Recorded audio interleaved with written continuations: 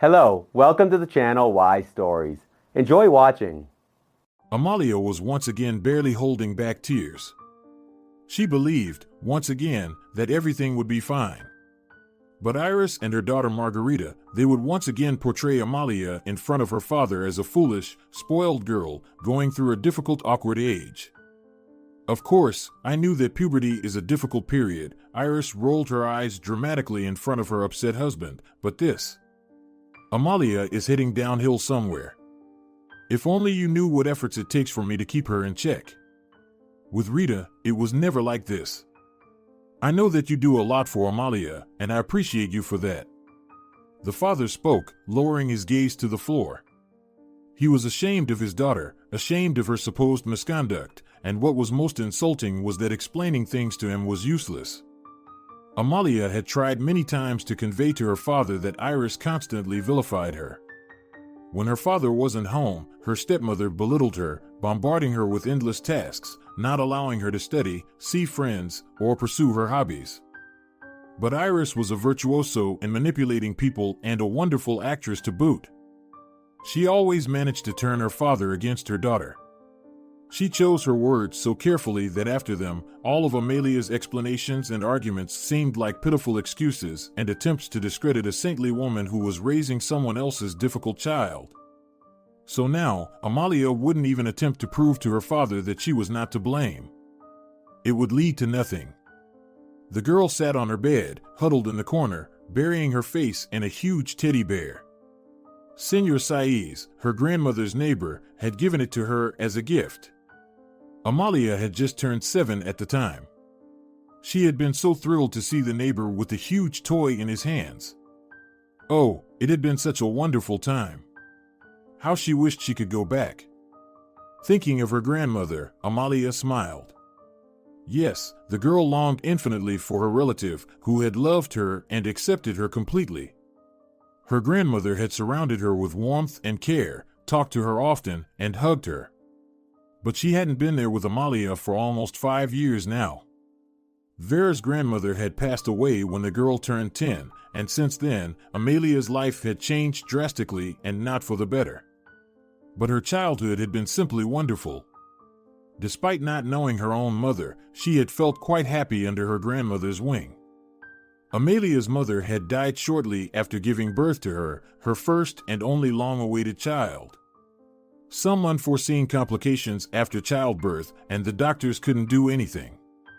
So there was Leonardo, Amalia's father, holding the newborn in his arms.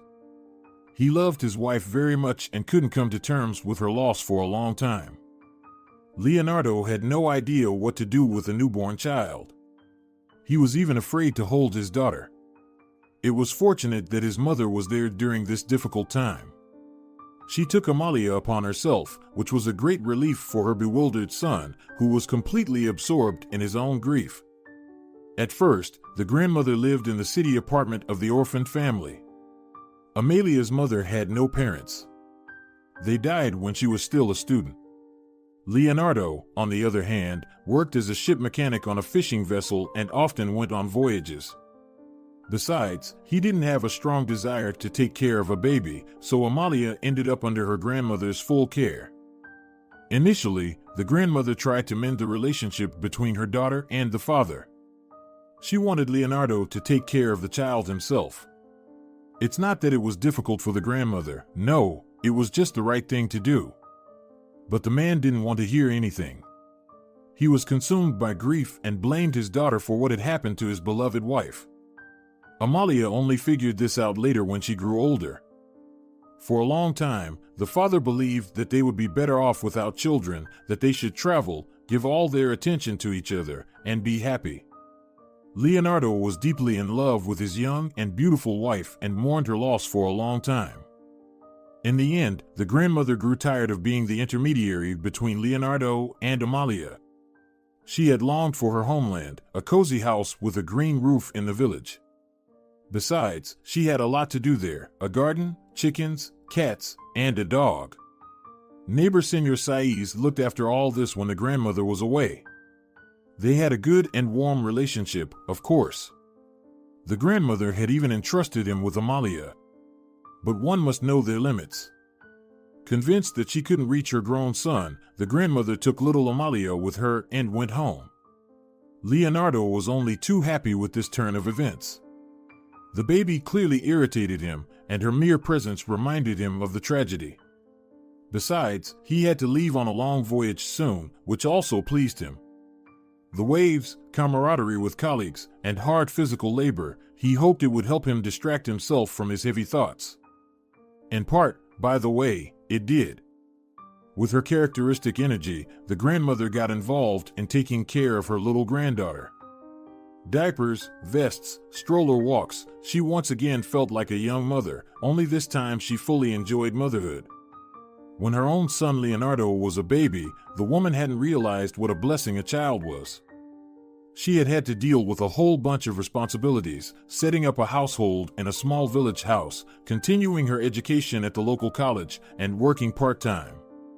Times were tough back then. Now, the elderly woman devoted all her time, attention, and warmth to Amalia. Looking at the girl, she felt a mixture of poignant tenderness and sharp pity.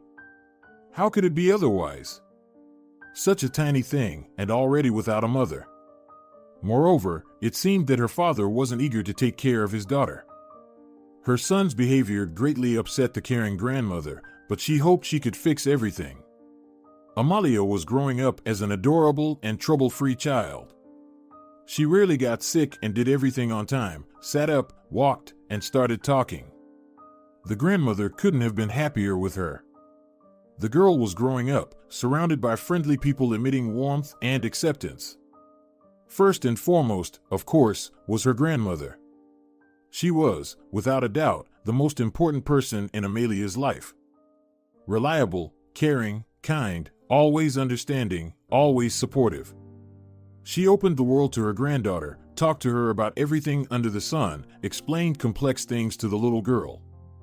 Amalia couldn't remember a single time when her grandmother brushed off her questions. How it usually happens with adults. You won't understand yet. You'll find out when you grow up. Go away, I'm busy right now. There was never anything like that between the grandmother and Amalia. They seemed to understand each other without words. And there were also the grandmother's friends and neighbors. They, too, played a role in Amalia's upbringing. The girl visited them, befriended their grandchildren. Sometimes, a group of children would run from house to house, having breakfast somewhere, having lunch somewhere else, and watching TV together in yet another place. Someone's father would take the whole company for a trip to the river or the forest. It was so much fun. Amalia developed a particularly warm relationship with Senor Saiz. His house was opposite her grandmother's, and the elderly man often came to help her with household chores requiring a man's touch, fixing a faucet, repairing the barn roof, moving a cupboard. In return, the grandmother fed him delicious pastries and treated him to aromatic cutlets. Senor Saiz, however, was a widower. When Amalia first heard this strange word, she furrowed her brow thoughtfully, trying to understand what it meant. Of course, her grandmother explained it to her. There was no one else to bake pastries for the neighbor. Naturally, the man managed cooking just fine and didn't go hungry, but he never learned the art of baking. It was only later that Amalia realized that perhaps the neighbor had more than just friendly feelings for her grandmother. Why not? He was a widower, neighbor's husband had passed away a long time ago, but her grandmother. Perhaps she had decided to dedicate her entire life to her granddaughter, not getting distracted by anything else. The elderly woman had big plans for Amalia's future. She spent a lot of time with the girl, poured her heart and soul into her, and believed that she would be with her granddaughter for a long time. She would educate her, get her married, and even help with great-grandchildren. It didn't work out. Thanks to her grandmother, Amalia had the warmest memories of her childhood. She especially loved the summer. That was the truly carefree and joyful period. For holidays, Amalia's cousins from the city, Christina and Marina, came to visit Senor Saiz. They were Amalia's best friends. She eagerly looked forward to their visits all year long. The girls spent entire days together, never parting.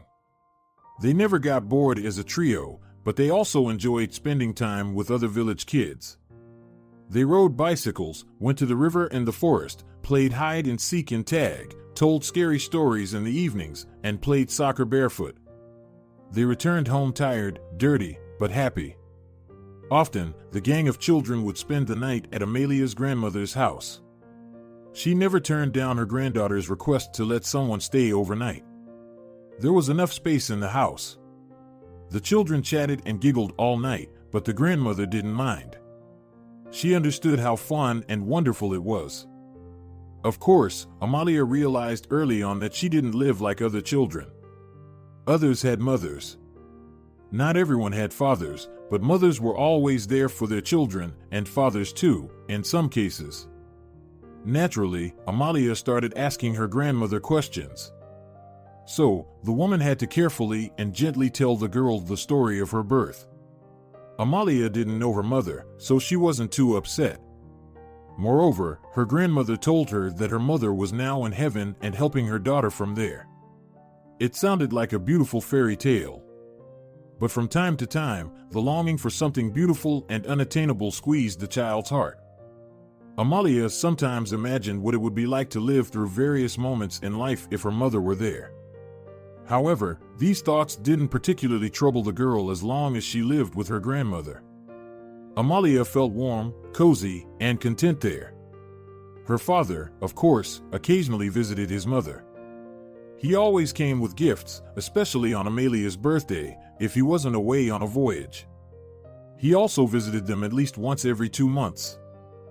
For Amalia, he was a familiar and familial yet practically a stranger.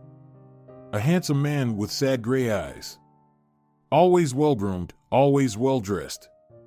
He arrived with gifts, beautiful dolls, fancy dresses, and interesting books. Amalia wondered, how did her father always manage to guess so accurately what she dreamed of?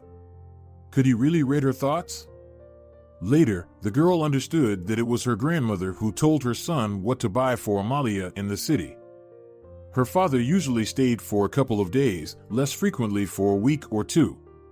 He didn't know what to talk about with his daughter, asking routine questions about her studies, friends, and hobbies. The girl could see that he wasn't particularly interested in any of it. Not like Senor Saiz. He loved listening to Amalia's stories about the adventures of the village children, laughed, recalled episodes from his own childhood, and offered valuable advice without imposing it.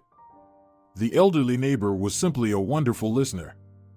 But her father, he asked only because it was necessary. Amalia understood this, even when she was a very young child. She desperately wanted to impress her dad, to pique his interest in something, to make him happy in the end, but it was in vain. All of Amalia's attempts were met with indifference from this man. He diligently fulfilled his fatherly and son-like duties, transferred money to her mother, and bought necessary household items. When he visited, he took care of the garden and did repairs. But her father did all of this out of a sense of duty. There was never any emotional connection between him and his daughter. Her grandmother tried to educate her son, explaining to him how to behave with his daughter. The adults thought that Amalia was asleep, but she heard everything. "A girl needs her father's attention," her mother whispered to her son. "She's growing up. Come to visit more often, take her out, or go on vacation together. Show her the capital, show her the sea. You know, Mom, I work a lot, I'm constantly on trips, earning money. Besides, it's for Amalia's future," her son replied. "But you often forget about the present," her grandmother sighed sadly. "I don't forget, no. I see it. I see how well you're taking care of her. Amalia is happy with you." Well, what can I give her? I'm still dealing with my own tangled emotions." Even though Amalia was still very young, she understood that her father was burdened by her very existence. No, he wouldn't take her on vacation, and he wouldn't visit her more often. To him, it was better to live his own somewhat lonely life without her and her grandmother. It was hurtful. After all, Amalia loved her only parent very much. Realizing that you're not needed by your father is scary and unpleasant. The girl even cried a little into her pillow that night, but by morning she acted like nothing had happened.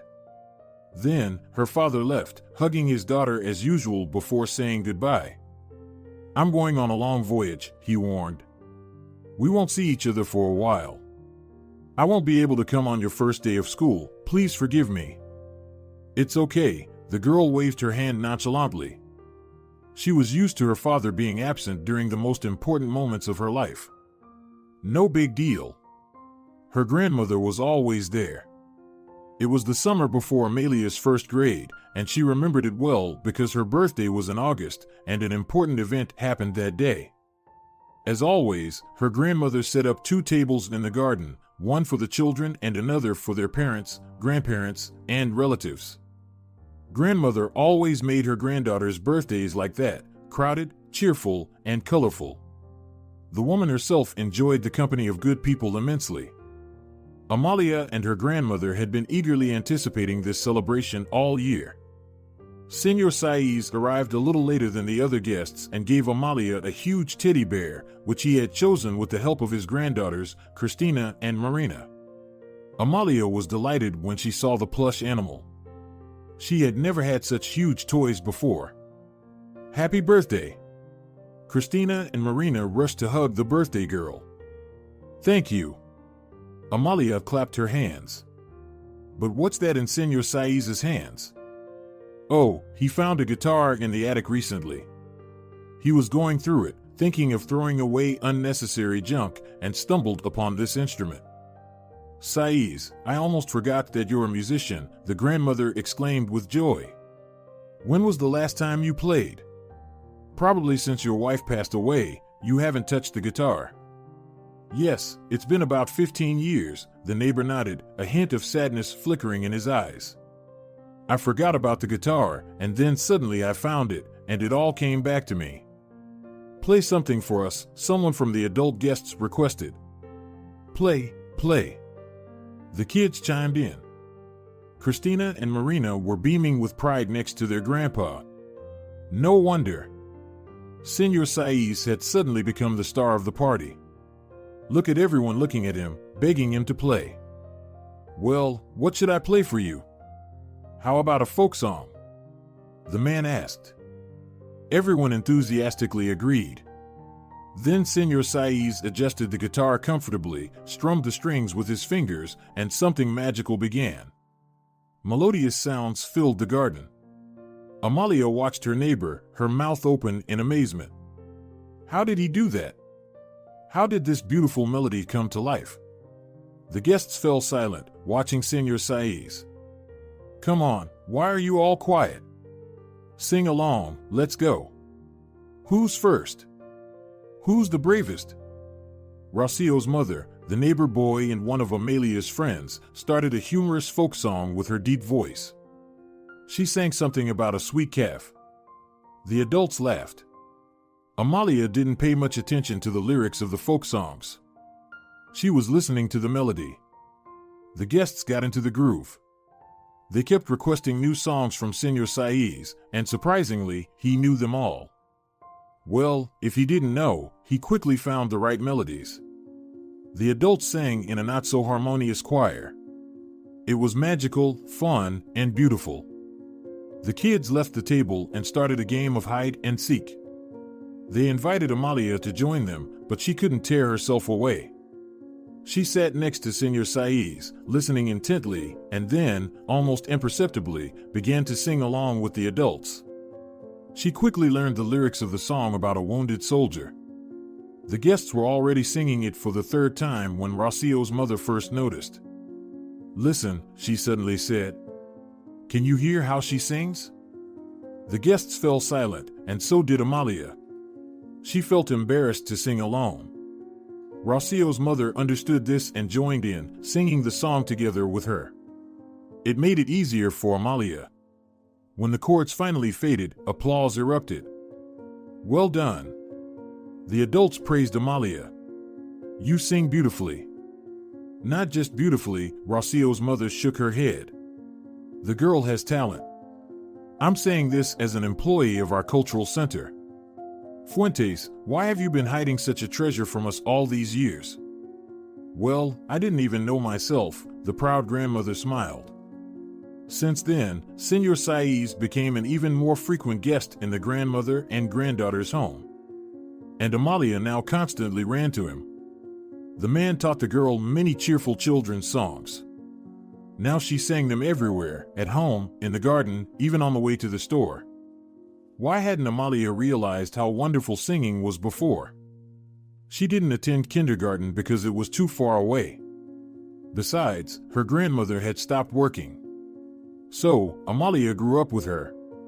If only there had been a music teacher at home, they might have noticed Amalia's talent earlier. But there was hardly any music at home. Grandmother usually listened to audiobooks rather than songs. That's how it happened that Amalia didn't discover her love for singing and music until she was 7. When school starts, we'll send you to the cultural center with Rocio's mother. She says they have a great choir there. They even get invited to perform in other cities. You'll sing there. We can't bury such a talent in the ground. Amalia listened to her grandmother and eagerly awaited September. She wanted to be on stage, to be with people who shared her passion. The future seemed bright and enchanting.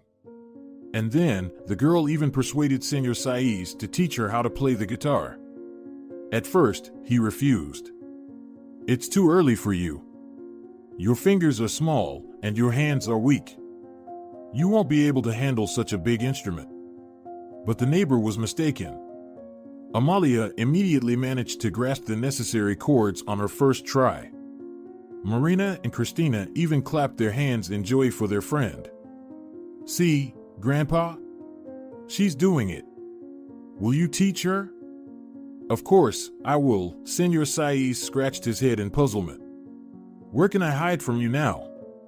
The neighbor kept his promise. He now taught little Amalia chords and everything he knew every day. The student made great progress. Not only did the girl pick up everything quickly, but she also learned how to create her own melodies. I don't really know much about this, Senor Saiz shared his observations with Amalia's grandmother. But it seems she has an exceptional ear. She should go to a music school. That would be great, the grandmother sighed. But we don't have one in our village. There's only a choir here, and you can't travel to the city every day. At least they agreed to let her join the choir. Anna promised. Although our granddaughter is still young, the other kids there are a bit older. Then the long-awaited first day of school arrived. Amalia still remembered how her grandmother proudly led her by the hand through the village streets to the school assembly. The girl was a little nervous, but it was a joyful excitement.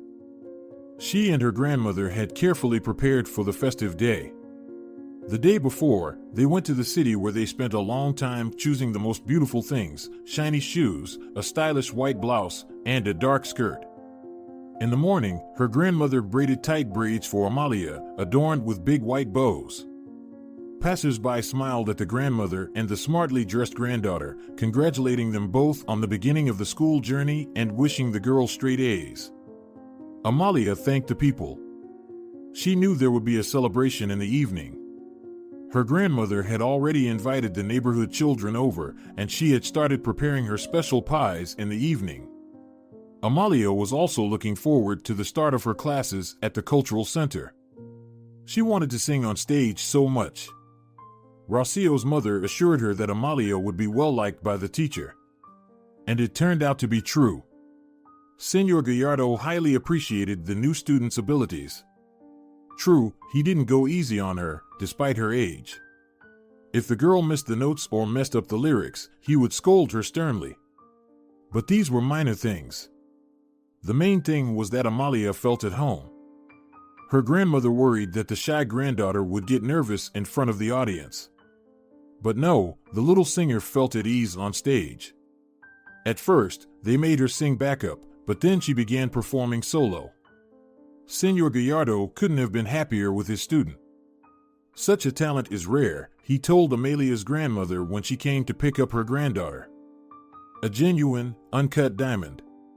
She should be in good hands. But what do we have here? just an ordinary village cultural center. Amalia didn't give up her guitar lessons either.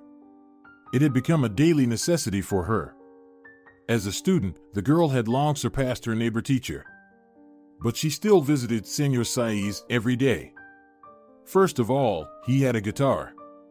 Secondly, the neighbor could always give valuable and important advice about playing. And thirdly, none of Amalia's acquaintances knew as much about music as Senor Saiz did. He praised her genuinely, noticed nuances, and sincerely admired the little neighbor's progress. Later, living with her father, Amalia learned the expression kindred spirit. Perhaps she and Senor Saiz were exactly those kindred spirits. The neighbor had replaced Amalia's grandfather, whom she had never known, and maybe even her father in some moments. Time passed, and Amalia grew up. She excelled in school, performed with the choir, and continued to learn to play the guitar. On her birthday, her father gave her a guitar of her own, a gift idea that had been suggested by her grandmother. Amalia had everything she needed for happiness: a caring grandmother by her side, understanding and kind neighbors, loyal friends. She felt loved and cherished. In her village, she was at home and never even thought about moving to the city to live with her father. What was there to do in the city? Gray concrete boxes instead of houses, crowds of people rushing somewhere without even looking at each other. And her father, a relative but still a stranger. People around often talked about how the city offered more opportunities and how growing up there would be much more interesting for the girl. But Amalia felt perfectly happy and content with her life. Her childhood was warm, sunny, and cozy until that fateful February day when, for some reason, Senor Saiz came to her school. Amalia had been going to school for a while and coming home by herself. Initially, her grandmother accompanied her, but from the second grade onward, Amalia became quite independent in this regard. The journey was not short, but in the company of her friends and neighbors, time passed quickly. The girls walked and chatted about everything under the sun, laughing, discussing the details of their school day, making plans. And then suddenly, a knock on the door during a literature class, a quiet conversation between the teacher and someone who didn't step inside. And then the worried eyes of Sonora Montero, and her quiet request. "Amalia, get ready, your neighbor has come for you." Amalia felt the gaze of everyone in the classroom turn toward her. It was so unusual. Upon seeing Senor Saiz, Amalia immediately understood that something terrible had happened. His gaze was dull, his face pale, and his hands, which were usually calm, were trembling slightly. "Grandma?" Amalia guessed right away. A feeling of cold dread squeezed her heart. In that moment, the girl realized that her grandmother was her entire world. The man nodded silently. "What happened to her?" "She's not feeling well. They took her to the hospital." Senor Saiz only told the girl at home that her grandmother was no longer alive. The woman had suddenly felt unwell, her heart had seized. She had sat down on a bench outside their house, hoping to wait it out. That's how the neighbor found her, coming over to borrow a few eggs. An ambulance was called immediately, but the arriving doctors could only confirm her death. That night, Amalia was taken in by her neighbor, Sonora Delgado, who had been a close friend of her grandmother. They were like family. In the company of the compassionate woman and her grandchildren, Amalia felt less lonely than if she had stayed alone at home. However, the girl still found herself in an inexplicable state. Everything that was happening seemed unreal to her. It couldn't possibly be true. How could it? Her grandmother was gone. And what? She would never be there again. Never, ever? Her father was on a long-haul trip. They had informed him, of course, but it would take him some time to reach the mainland. He didn't even make it back in time for the funeral organized by the neighbors. During those difficult days, for some reason, Amalia didn't think about her future. She cried a lot, often talked to neighbors about her grandmother. They knew and loved her, spoke kind words about her. This made it a little easier for the girl. And then her father arrived, awkwardly hugged his daughter, and uttered words that made Amalia cringe with pain once again. "So, my dear, shall we live together in the city now?" "In the city? Why in the city?" Amalia didn't want to leave her village at all. Her grandmother was no longer there, of course, and would never be, but here was her school, here were her friends, here were the neighbors. Here was the choir, after all. Here was Señor Saiz, who would always support and comfort her. Here was Sonora Delgado, Rocio, and Rocio's mother. But what about there? A cold, unfamiliar father who knew nothing about his daughter. He was practically a stranger to Amalia. "I won't go with you," Amalia firmly declared, stepping away from her parent. "I won't go to the city." The man looked at his daughter, his eyes filled with confusion. He didn't know what to say in response. The neighbors came to the rescue. They gently and carefully conveyed to Amalia the thought that there was no other option. The neighbors hugged the girl, said that they would miss her very much too. Tears welled up in the eyes of these people, women and men, grandmothers and grandfathers. They gave her their phone numbers and assured her that they would always be happy to hear from her. Amalia cried too. It was hard for her to part with the village, but the sensitive adults managed to persuade her that it had to be done. Otherwise, there was no choice. "Come visit us," Señor Saiz said, during the holidays. "You'll live with Marina and Christina. What difference does it make to me, 2 girls or 3? And it'll be more fun for you all." Amalia knew that this wasn't just a polite invitation. Señor Saiz genuinely looked forward to her during the holidays, and that made her feel a little warmer and brighter inside. So, Amalia moved to the city. It wasn't her first time in her father's apartment. She and her grandmother used to visit him occasionally. Amalia even had her own room there. A bed, a large wardrobe, a writing desk, everything a child needed. However, she never liked this place. Much more, she loved her bedroom at her grandmother's house. There were many cozy and important things there, plush toys, interesting books, and an aquarium with colorful fish. But there was no escaping it, she had to settle into this new place. The first thing Amalia did was place that very plush teddy bear on the bed. Señor Saiz had given it to her in the summer before first grade. It immediately felt cozier. The toy reminded the girl of those happy carefree times when her grandmother was still there. Amalia's life was completely turned upside down.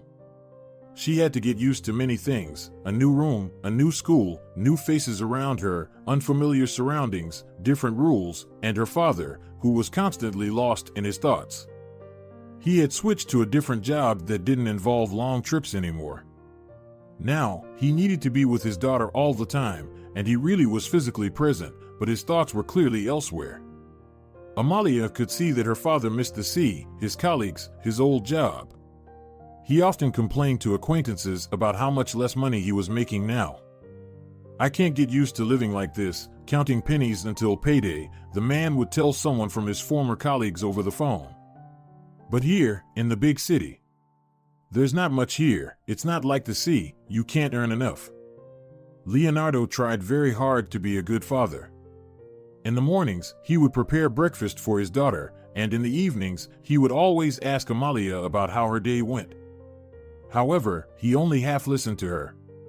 Amalia could see that he was not really interested in her opinion about her teacher or what her classmates had said to her. Leonardo bought everything Amalia needed: clothes, groceries, school supplies, toys. He even enrolled her in a music school. "You used to play the guitar often back in the village. Why don't you play it anymore?" Amalia sighed. Yes, it was true. Since her grandmother had passed away, she hadn't played anything just because she didn't feel like it. So much had happened. There was a constant chaos in her heart and mind. By the end of the day, the girl was so tired from her own thoughts, impressions, and emotions that she fell asleep like a log. Was it even the guitar's fault? But her father's words made Amalia remember her beloved instrument. She picked up the guitar, ran her fingers over the strings, and immediately felt better. It was as if warmth from the past had washed over her. And why hadn't she realized earlier that music would soothe her like this? "Would you like to go to a music school?" her father suggested. Amalia thought for a moment and agreed. From a young age, she had heard from people around her that she should go there, that in their small village, her talent would not fully flourish, that she needed competent teachers from the city. And now, here was that very opportunity that everyone had talked about. It took a lot of effort for her father to get her enrolled.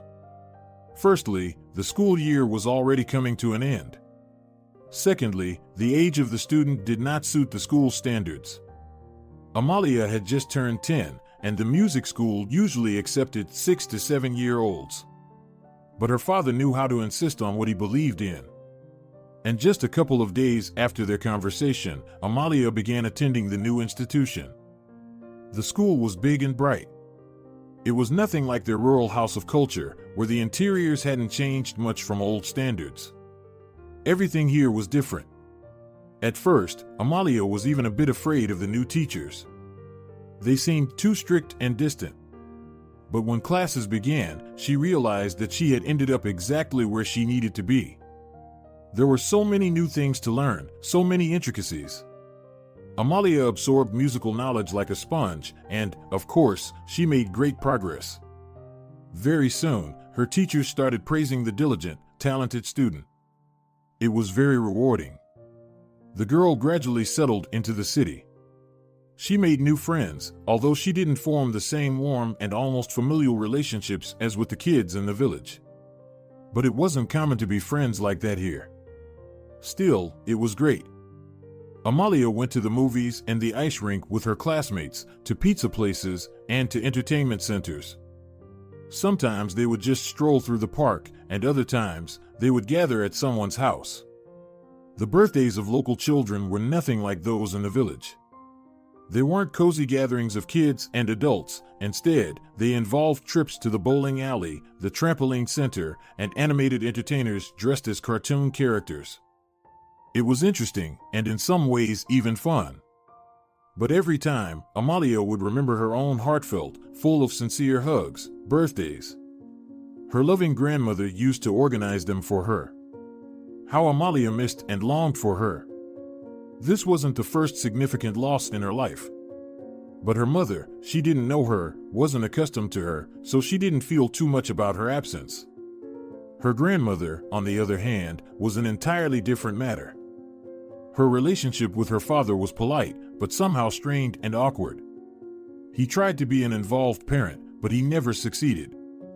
He wasn't interested in his daughter's thoughts and feelings. He didn't understand her at all. Amalia didn't feel even a hint of the love and warmth that her grandmother had given her.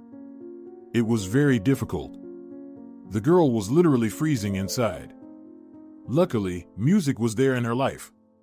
Amalia would take her guitar, and it would help her melt into the melodious sounds.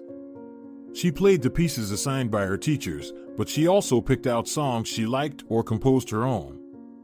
Through music, she released her emotions, her longing for her grandmother and her old life, her anxieties, her desire to be closer to her only family member now, her father. Music relaxed her, calmed her, and helped her feel more confident. Time passed. The life of their small family gradually improved. Leonardo was surprised to discover that his daughter was an excellent cook. It was unexpected. Children her age, among his acquaintances, didn't know how to handle a knife and were still considered almost toddlers. Amalia, on the other hand, skillfully used all the kitchen tools and, at her young age, baked incredible pies and cooked aromatic soup. When Amalia prepared a delicious dinner for them from the leftover groceries she found in the refrigerator one day, her father was amazed. Returning from work, he caught a whiff of something that made his mouth water, but it never occurred to him that these scents were coming from their own apartment. "Is this all you?" Leonardo exclaimed in surprise as he entered the apartment. "Or did someone visit us?" "It's me," Amalia smiled. She liked seeing the expression of astonishment on her father's face. "Grandma taught me." Indeed, her grandmother had been teaching her the art of cooking from a very young age. Even as a little girl, Amalia helped her knead dough, and as she grew older, she learned to handle a knife like a seasoned cook. She even enjoyed cooking. It was almost like music, a true art form. Now, Amalia often cooked for their small family and did it with great pleasure. She enjoyed seeing how eagerly her father devoured her culinary creations. Gradually, their relationship improved. Yes, the adaptation had been difficult and very long, and both of them had to make an effort. But in the end, Amalia got what she wanted, the warmth and care of her beloved family member, her father. This didn't happen all at once, it wasn't sudden. Leonardo's paternal heart gradually thawed. The icy shell that had encased it began to crack and then slowly crumble. One day, Leonardo realized that he enjoyed talking to his daughter. She had become mature and thoughtful, and her life was rich, filled with events and experiences. Now, her father looked at her in an entirely different way. Amalia could feel this change and was delighted by it. Her father no longer withdrew into himself after work. No, Leonardo now shared his future plans and work updates with his daughter. They even went on vacation together several times, just as her grandmother had wished. Leonardo showed Amalia big cities, and the girl marveled and admired the sights, looking around in amazement. Leonardo genuinely enjoyed her reactions. These were such wonderful trips. Amalia discovered that her father was very intelligent and knowledgeable. He had expertise in various areas: architecture, history, archaeology, culture, and he enthusiastically shared this knowledge with his daughter. In the first summer after her grandmother's passing, Amalia and her father came to the village. Leonardo prepared the house for their extended stay, closing the windows with shutters, covering the furniture with plastic, and clearing out unnecessary clutter from the attic and basement. He also found some real treasures, albums filled with photographs that her grandmother had carefully preserved. This family archive was taken by her father to their city apartment. Preparing the house took just a couple of days. During that time, Amalia felt like she had traveled back in time. Familiar and beloved places, friendly neighbors, old friends who had missed her. When her father told her it was time to leave, tears welled up in Amalia's eyes. Leave? But we've hardly been here at all. Well, it's time for me to go back to work, and I've finished everything I needed to do here. Why should we stay? At that time, her father hadn't really gotten to know his daughter well. He couldn't understand her feelings. But Senor Saiz, of course, immediately understood everything. Let her stay with me for a couple of weeks, the elderly man turned to Leonardo. My granddaughters are here. They've been friends since birth and miss each other. They'll play, run to the river and the forest, breathe fresh air. It's happiness. It's better than the girl spending the whole day cooped up in that stuffy concrete box while you're at work. It's kind of strange, Leonardo hesitated. You, Uncle Chano, are not really related to her. What do you mean not related? The old man exclaimed. She's like a third granddaughter to me. I've been taking care of her since then. These words from the elderly neighbor warmed Amalia's heart. She looked at her father imploringly. Spending a few weeks in beloved village with her best friends sounded like pure happiness. Her father agreed, and Amalia jumped for joy, with Christina and Marina leaping alongside her. It was a wonderful time, just like always playing with friends until late at night, familiar places, neighbors who had known her since birth. But her grandmother was no longer there, and her house looked out onto the road with boarded-up shutters. Sadness occasionally gripped Amalia's heart. Those around her could keenly sense these mood swings and tried to support her. Being with them made it easier for her. But then her father came to take her back to the city, and it all ended. Amalia cried as she left for the city. Her friends hugged her, and Senor Saiz patted her head. Well, don't cry, my dear, don't get all soggy. You're not leaving forever, after all. When you have your autumn break, let your father bring you here to relax. We're all here waiting for you. Amalia understood that the elderly neighbor wasn't just saying that out of politeness and that she was genuinely always welcome in this village. The realization of this simple truth made her feel lighter and warmer inside. But Amalia never came back for a visit to the village again. Shortly after her departure, Senor Saiz had a stroke and was hospitalized. He recovered, but he couldn't live alone in the village anymore. Senor Saiz was taken in by his daughter, Marina, and Christina's mother. The family lived in another city, so Amalia never saw her childhood friends or the kind neighbor again. Another twist of fate, another blow. Regardless, Amalia had become accustomed to her new reality. Her relationship with her father had become warmer and more heartfelt, and their daily life had settled into a routine. Life wasn't so bad after all. At least, Amalia always had her father by her side, ready to support and listen to her. And she appreciated that. But her father. He talked more and more about wanting to return to the sea. You know, it's my element, the waves, the wind, the sea air, and the open space. It's breathtaking. Amalia understood. She understood what it was like when your heart starts to race with joy upon seeing your beloved landscapes. And we don't have enough money, Leonardo lamented. Those who go on voyages are paid several times more, and here, on land, the salaries are completely different. Amalia didn't think they were in need. They had everything they needed and more. They dressed nicely, ate well, and traveled. But her father still dreamt of more and often reminisced about his previous earnings. Well, I'm already grown up, Amalia reasonably pointed out one day. I'm 13. I've been going to school on my own for a long time, and I've known how to cook since I was a child. Why don't you go back to the sea? I can handle things on my own. No, you're still a child. I can't leave you alone for so long. Who knows what might happen? What could possibly happen? Amalia genuinely wondered. She felt independent enough to live on her own for a month or two. Yes, it would be boring without her dad, of course, but she could manage.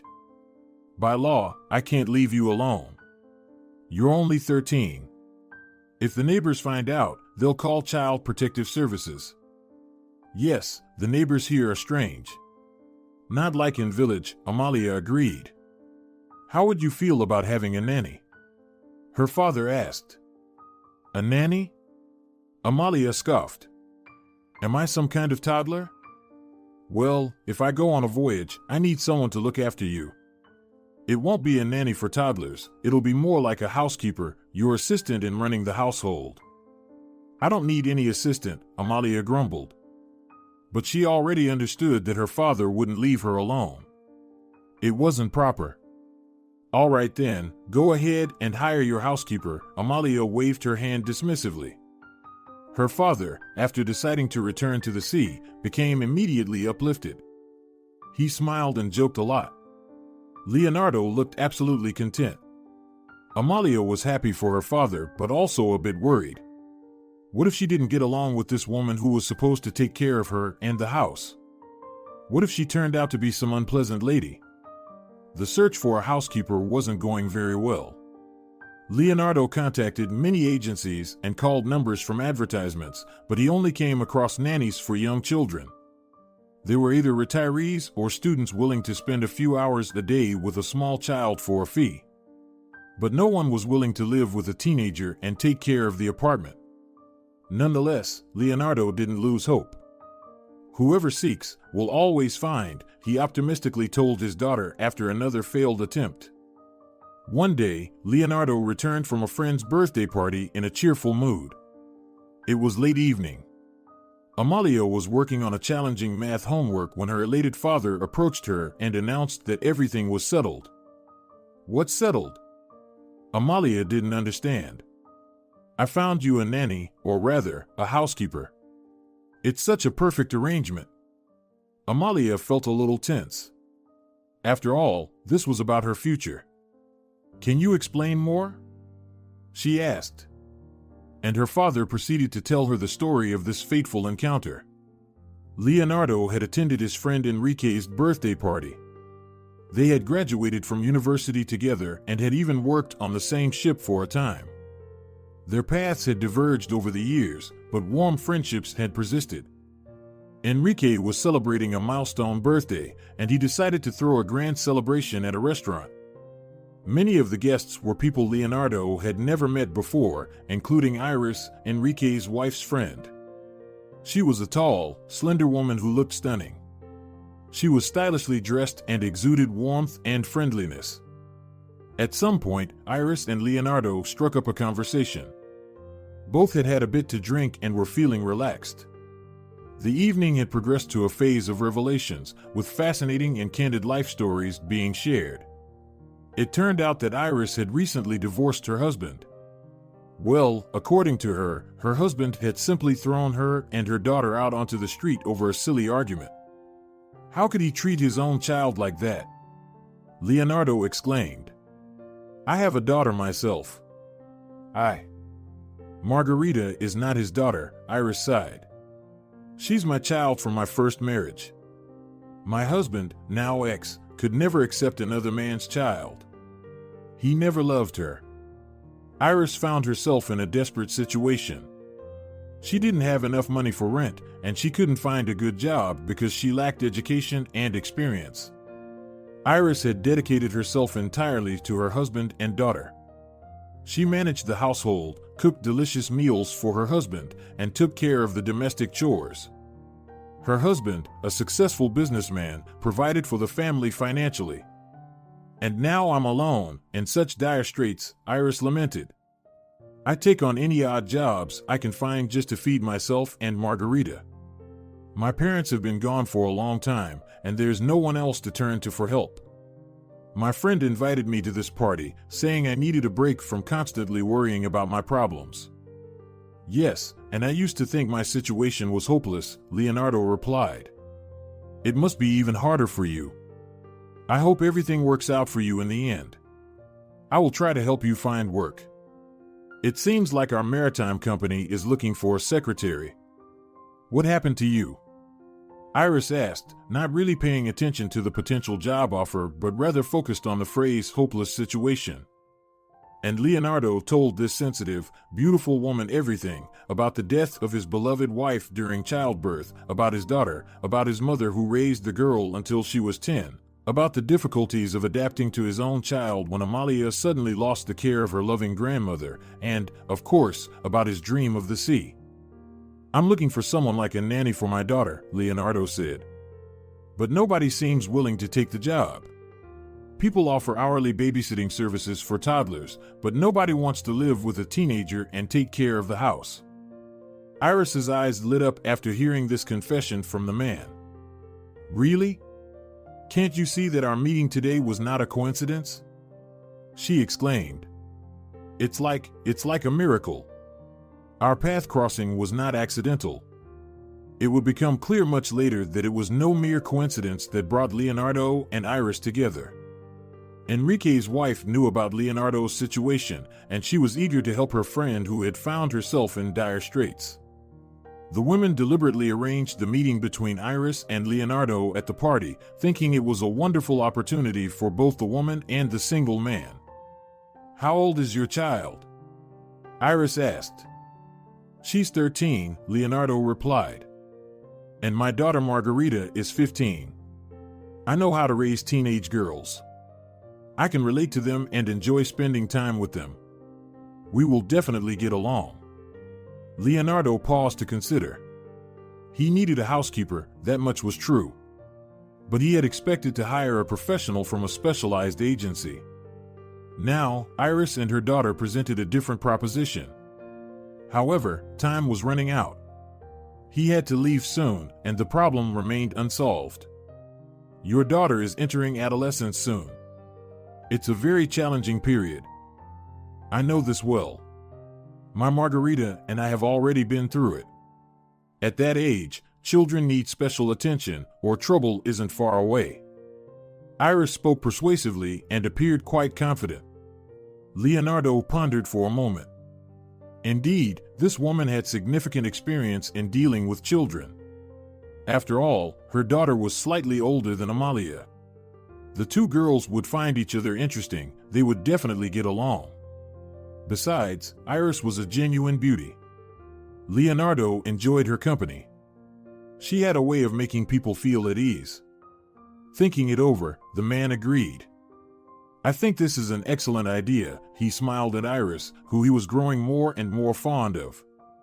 A strong woman who had endured many blows of fate without breaking. She radiated kindness. Pleasant, intelligent, and sensitive. Yes, this was the kind of person Leonardo would like to have around Amalia. Iris and her daughter Margarita moved into Leonardo and Amalia's apartment. Leonardo accommodated them in the living room. There was enough space. Initially, both Iris and Margarita appeared to Amalia as charming and kind individuals. "Wow, your hair looks amazing," Margarita exclaimed upon seeing Amalia. "Can I try styling it for you?" Amalia shrugged. She had never been particularly concerned about hairstyles. A neat ponytail was all she did before school. However, Margarita crafted a stylish hairstyle with braids on Amalia's head that suited her incredibly well. Amalia admired her reflection in the mirror. "You look beautiful," Margarita smiled. You do too," Amalia stammered. And it was the plain truth. Both Margarita and her mother were genuine beauties. Tall, slender, and with big, expressive eyes, they invariably turned heads. Moreover, both Margarita and Iris knew how to accentuate their physical attributes. They chose the right outfits, skillfully applied makeup, and created beautiful and very stylish hairstyles. Amalia initially perceived all of this as a kind of magic. Their home with her father had never had any cosmetics or closets filled with clothes. She watched Iris's every move with fascination as she applied makeup in front of the mirror. "Fascinating, isn't it?" Iris smiled, noticing the girl's curious gaze. "Come, sit next to me. I'll show you how it's done." In half an hour, Iris turned Amalia into someone entirely different. In the mirror, the girl saw not herself but a beautiful young woman with mermaid-like eyes, delicate rosy cheeks, and plump doll-like lips. "You look magnificent," Iris exclaimed. "Always carry yourself like this." But Amalia couldn't always carry herself that way. Sure, it looked beautiful, but she didn't like the feeling of makeup on her face. Besides, it was time-consuming. Applying makeup and then removing it afterward could take up to an hour. Iris and Margarita gave Amalia something she had been missing: female attention. They went shopping together, discussing movies, celebrities, and gossiping. Margarita always braided Amalia's hair before school, creating wonderful, stylish, and comfortable hairstyles. Moreover, Iris and Margarita helped Amalia with her wardrobe. "Your clothes are so baggy and plain," Iris complained, inspecting the girl's wardrobe. "They don't allow anything else at school," Amalia shrugged. It was something she had never really thought about before. "Nonsense. You can always find something that fits both the rules and looks beautiful." "Margarita, it seems it's time for us to go shopping. Will you join us? Your taste is simply wonderful, and we'll need your advice." "Of course, I'm coming with you. I love shopping." Iris and Margarita indeed picked out clothes for Amalia in which she looked like a princess: form-fitting lace blouses, slightly shortened skirts, and high-heeled shoes. "There you go, that's more like it," Iris exclaimed, admiring her ward. "You have a wonderful figure. You're slim, long-legged. Why hide it under shapeless baggy clothes? You might as well put a potato sack on yourself." Amalia had never received so many compliments at school before. For the first time in her life, she felt like a real beauty, not just a clever girl. It was wonderful. Margarita became a true older friend for Amalia, almost like a sister she had always dreamed of. She was older, and Margarita shared her stories about relationships with boys and friends. It was so captivating that Amalia even forgot to breathe sometimes.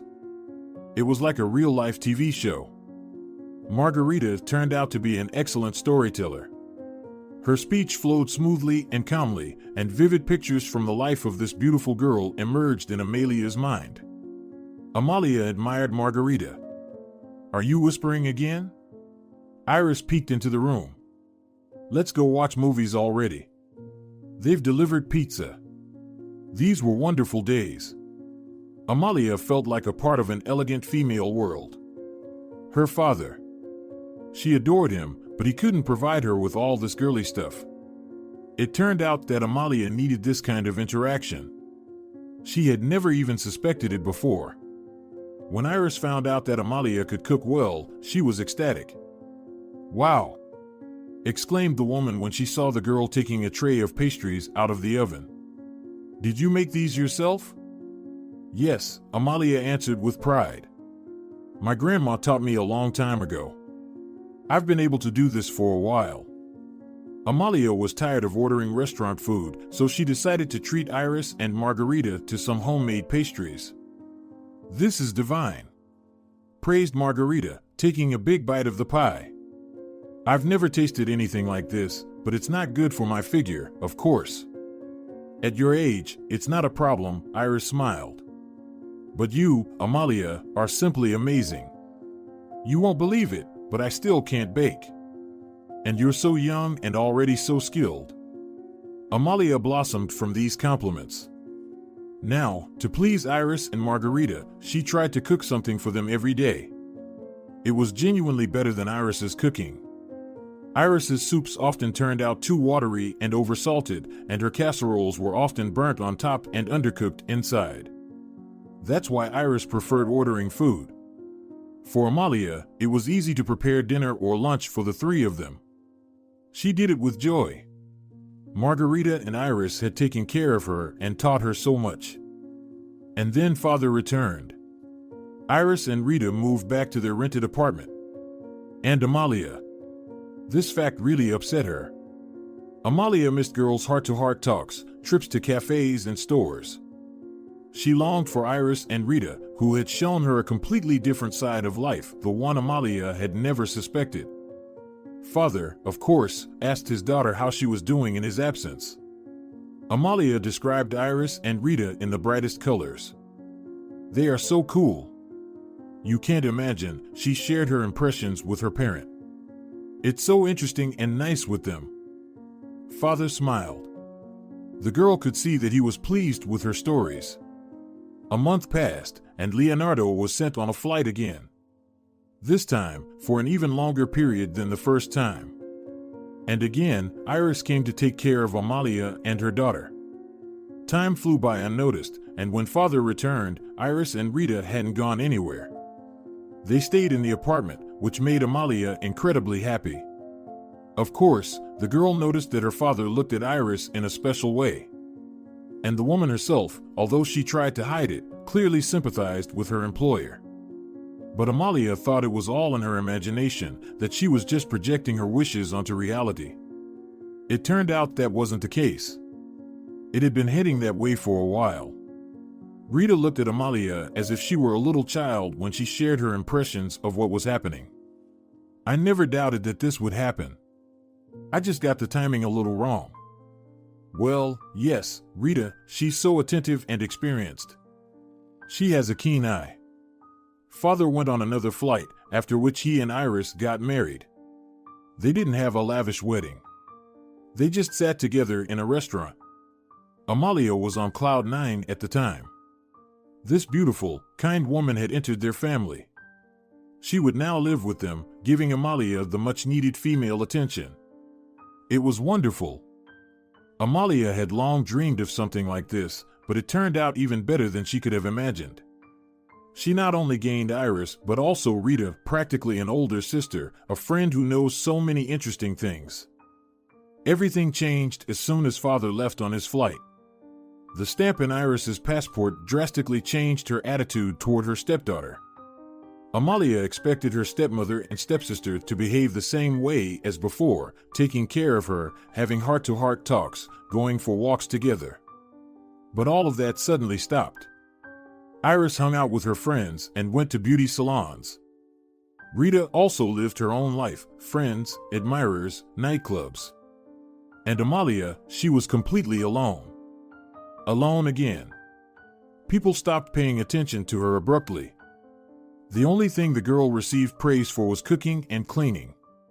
Amalia single-handedly cleaned the entire apartment and cooked amazing lunches and dinners just to earn Iris's approval. She didn't understand what was happening. Her stepmother praised her quietly and ordered new dishes for the next day. Sometimes Iris would ask Amalia to mop the floors. That was the extent of their interaction. Amalia felt lost and deceived. "Rita, tell me how you used to hang out in the club," the girl once asked Rita. Rita glanced absent-mindedly at Amalia and didn't reply. When the girl repeated her question, Rita sighed heavily and muttered, "Why are you so annoying? You're like some kind of clingy pest. It's impossible to be around you." This was a blow to Amalia. She thought that she and Rita were friends. The girl used to willingly share details of her life with her. They spent a lot of time together, going out. Rita gave Amalia invaluable advice on makeup and matching clothing. And now this. It got worse. Iris got the hang of it. Now all household chores were Amalia's responsibility. Stepmother hardly cooked in her husband's absence. It became the stepdaughter's duty. Cleaning was no different. If, in the past, the girl at least received praise for helping with household chores, now she only received reprimands if she couldn't get something done. And it was difficult. After all, Amalia still had school and music school to attend. Of course, her grades suffered. It's impossible to do all the household chores and study well at the same time. Amalia tried to explain to Iris that she couldn't cope. "I'm tired, I can't keep up with my homework. I've missed music school several times already. Let Rita cook and clean sometimes." "This, my dear, is called laziness." Iris looked at her stepdaughter with an indifferent gaze. "Nothing supernatural is expected of you. Didn't you know that people who live together share household responsibilities equally?" Equally. That sounded nothing like the truth. Rita lived for her own pleasure, meeting friends, going on dates, frequent shopping trips, and beauty salons. Sometimes the underage Rita didn't even come home to sleep. Iris would call her, and sometimes even drive somewhere at night to pick up her wayward daughter. Only her father, he knew nothing about this side of Rita's life. In his presence, the girl behaved impeccably. Rita did absolutely nothing around the house. Even making the bed was left to Amalia. "Rita is getting ready for her graduation exams," Iris explained in response to Amalia's valid complaints. At first, the girl tried to defend herself. "You won't be graduating for another 2 years, but she's about to." But Amalia had never seen Rita with a textbook in her hands. The girl attended school reluctantly. She had serious academic problems. All she cared about were dates and parties, and her appearance was her only concern. Rita was a regular at cosmetologists and beauty salons. Of course, it paid off. The girl looked simply stunning, well-groomed, striking, and stylish. The lion's share of the money that father left for household expenses was spent on herself and her daughter by Iris.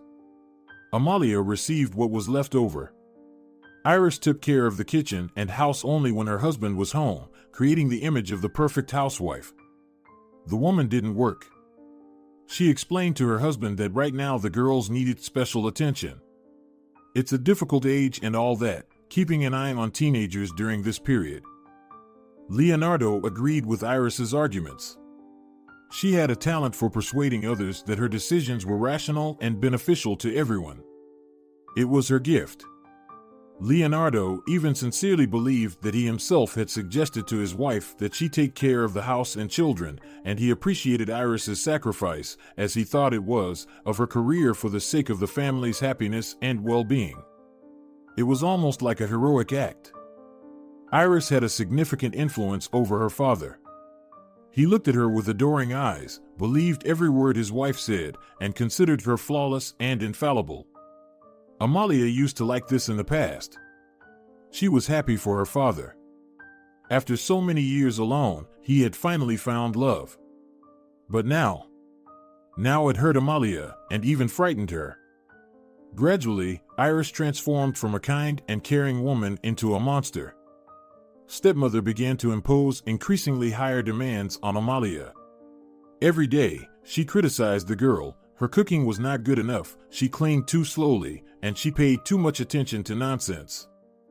"What are you plucking away at with that rubbish of yours?" Iris pointed disdainfully, her fingers adorned with impeccable manicure, at Amalia's guitar. "My head hurts from your monotonous songs already."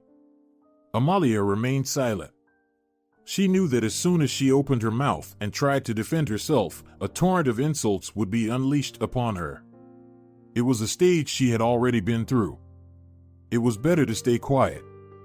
That way, her stepmother would calm down faster. Yes, Iris didn't like Amalia's interest in music.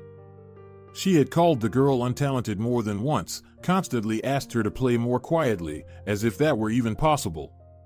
She even forced her stepdaughter to skip lessons at the music school. But music was Amalia's true salvation. Playing the guitar calmed her, relaxed her, and brought her joy. And there was so little joy in Amalia's life already. Of course, Iris behaved completely differently in her father's presence. Amalia couldn't get used to these transformations. The caring, concerned mother, the wonderful homemaker, the loving wife, Iris was all of that when Leonardo was around. Her father often repeated how lucky he was to have found such a woman. Iris slowly but skillfully turned the man against his daughter. She did it carefully, delicately, and with virtuosity. She disguised herself. She presented herself to Leonardo as a concerned parent. Amalia is going through adolescence, puberty. She has become like. She's rude, lazy, and hates everyone around. Her studies are suffering, she's not interested in them. She only cares about going out. This is what Iris would tell Leonardo, not particularly caring whether Amalia overheard their conversation. It didn't matter to her. The man wouldn't believe his daughter's words if she tried to defend herself. Iris's influence was too strong. The woman manipulated those around her skillfully. "What should we do?" Leonardo looked at his wife with concern. He was waiting for advice, help, and support. Of course, he loved his daughter and didn't want her to slide into despair. Yes, Iris even used such vivid expressions for the sake of persuasiveness. "I think she needs to quit the music school," suggested the stepmother one day. "Amalia spends too much time on nonsense, and her studies suffer. I honestly think that under the guise of the music school, she's hanging out with a bad crowd. I talked to the music school teacher, it's nothing but skipping classes." As usual, Leonardo agreed with Iris. Her words always carried decisive weight. When the man informed his daughter that she would no longer be attending the music school, Amalia immediately understood whose doing it was. For the first time, the girl openly objected. She was defending the cause of her life and, therefore, suddenly became bold and resolute. "No, I don't want to quit the music school. Iris just wants me to spend more time at home and do all the housework. I cook, clean, and do the laundry. I'm like a servant here when you're not around. See?" Iris looked at her husband, appearing distraught and concerned. "Do you see how she reacts? I'm just teaching the child the value of work. Nothing special.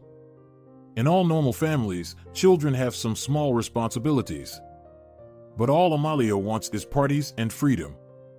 It's dangerous at her age. Look at your own daughter." Amalia couldn't hold back. She exploded. This played right into Iris's hands. She portrayed herself as an understanding woman who wasn't offended by a temperamental teenager, but only worried about her, wanting what's best for her. Amalia had tried to complain to her father about Iris before, but he didn't take her words seriously. How could he? His new wife was just so perfect. "You're just jealous," Leonardo stroked his daughter's head. "I'll try to pay more attention to you." Whatever Amalia said, it sounded unconvincing because her father was constantly being manipulated by Iris, the experienced puppeteer. And after this open quarrel, Amalia believed that her words no longer held any value for her father. By the way, Amalia did have to leave the music school eventually, at her father's insistence. She lost her only escape. Of course, she played for herself from time to time. It was the only way to relieve the constant stress she was now under. From time to time, Iris would pit father and daughter against each other to reinforce her influence. She played people like chess pieces. Leonardo was under the spell of his charming wife.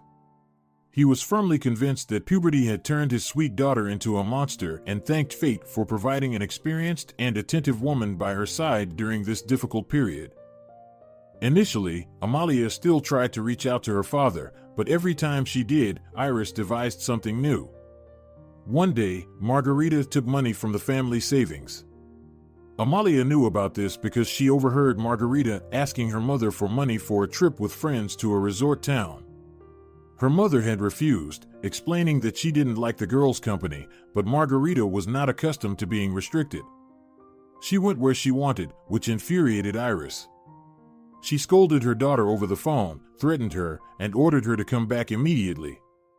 Of course, Margarita had no intention of obeying. That was not her personality. Of course, both Iris and Amalia knew where the girl got the money from Leonardo's savings. But when their father returned, the stepmother blamed Amalia for everything. Margarita was already home, pretending to be an exemplary high school student. She had acting skills that surpassed even her mother's. Her father didn't scold her then, no. He talked to her for a long time, trying to find out why she needed such a large sum. Maybe you got into trouble? Maybe you need help? Amalia tried to explain to her father what was really happening. He clung even tighter to her, as if in great pain, and begged her not to deceive him. Tell the truth, he implored, holding his daughter's hands. What's happening to you? Amalia said nothing more. It's pointless. Father considers her a difficult teenager, capable of theft. What can you say here? Iris's words turned out to be a powerful tool. The man doesn't trust his daughter, but he believes every word of his wife, and the girl couldn't do anything about it. Time passed. The moment of Margarita's admission to the university was approaching. Amalia realized that the girl would fail miserably. She wonders how the stepmother will explain this to her father. After all these years, she had been working hard on the image of her daughter. Iris's stories, Margarita appeared as a smart, diligent student, a talented girl. Iris constantly compared the girls, and Margarita always outdid Amalia in everything. But it's okay, Iris convinced her husband, since I raised one girl so successfully, I'll manage with your daughter too. I know how to raise girls. At a certain age, they need a firm hand. The father agreed with Iris and gladly handed over all the rights to raise Amalia to her. You know better how to do it, he replied to his wife.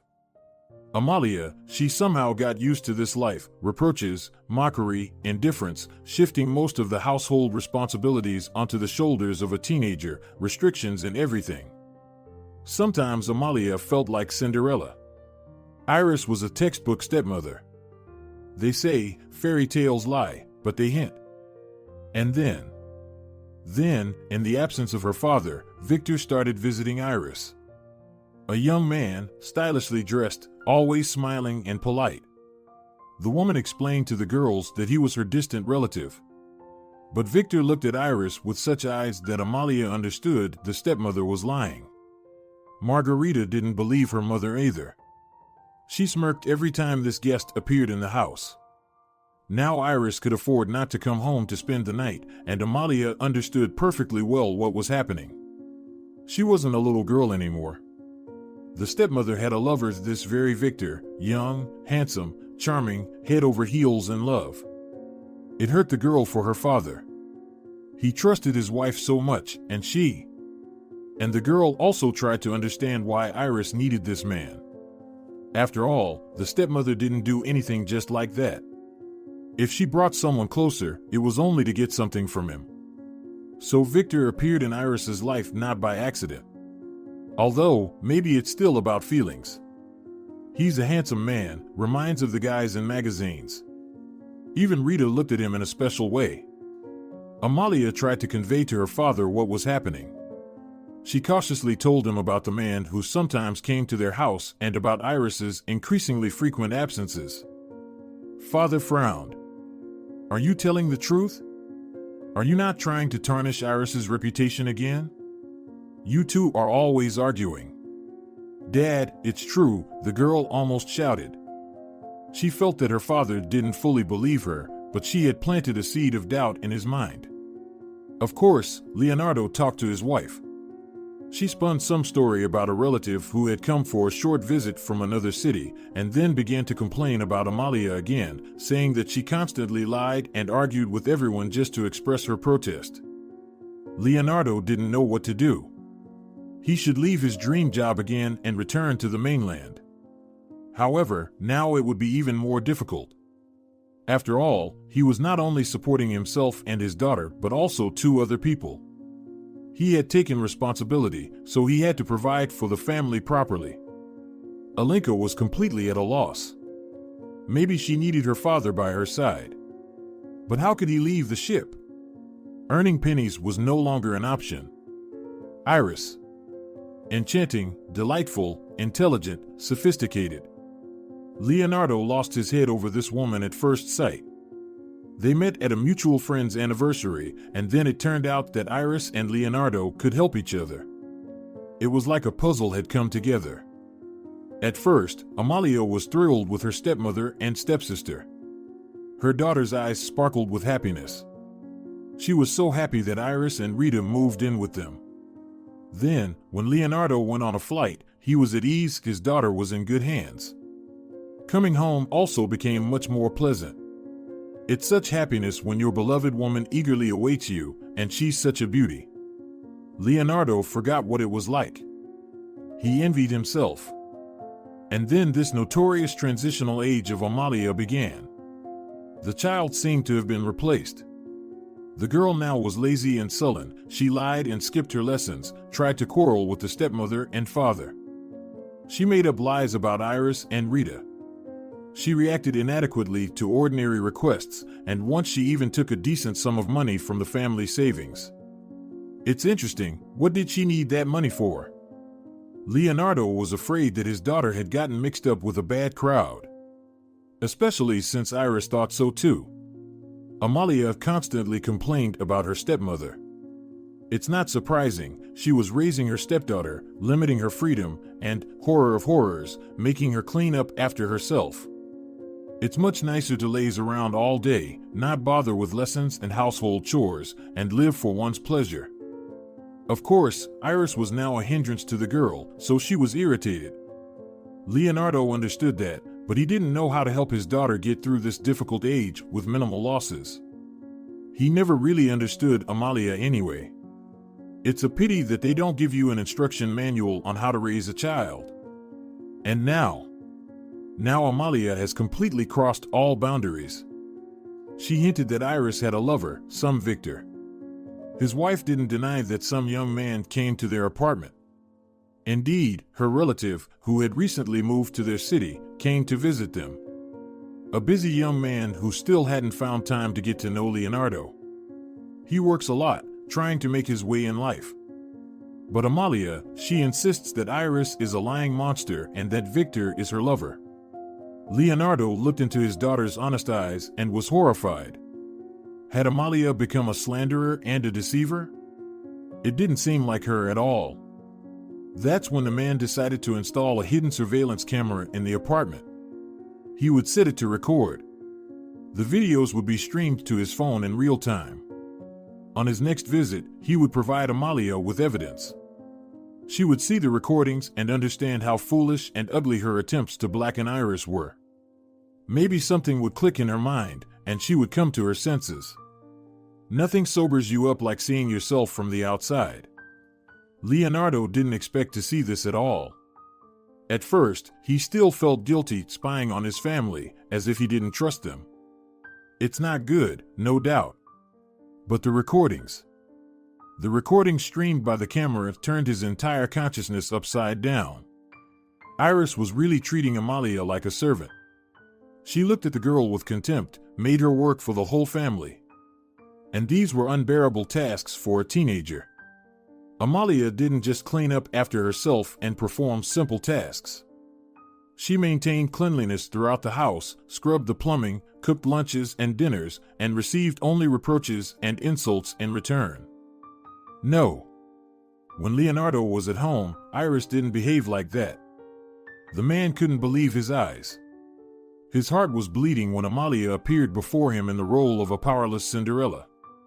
So Iris really lied. She was lying to him all the time with those honest and devoted eyes of hers. And Amalia. How many times she had tried to reach out to her father, and he didn't believe her. What a horror. Poor girl. If he could, the man would overcome hundreds of kilometers right now and protect his daughter. After all, with his own hands, he had made his own child's life a nightmare.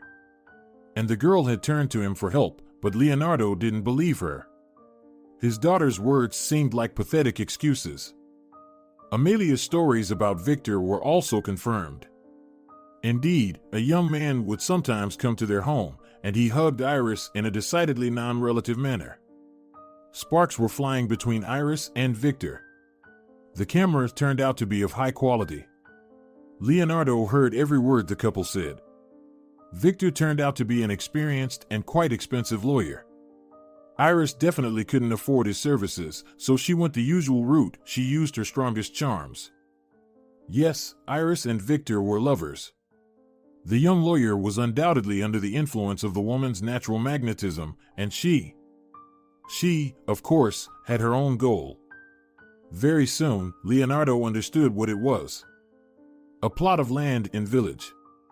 Leonardo's mother left the house and garden as an inheritance to her granddaughter. Iris knew about this and was looking for a way to sell the property. She needed money. Margarita, the woman's own daughter, wouldn't qualify for a university scholarship. The girl had never burdened herself with studies, and miracles, as they say, don't happen, so Iris needed a substantial sum to cover Margarita's education expenses.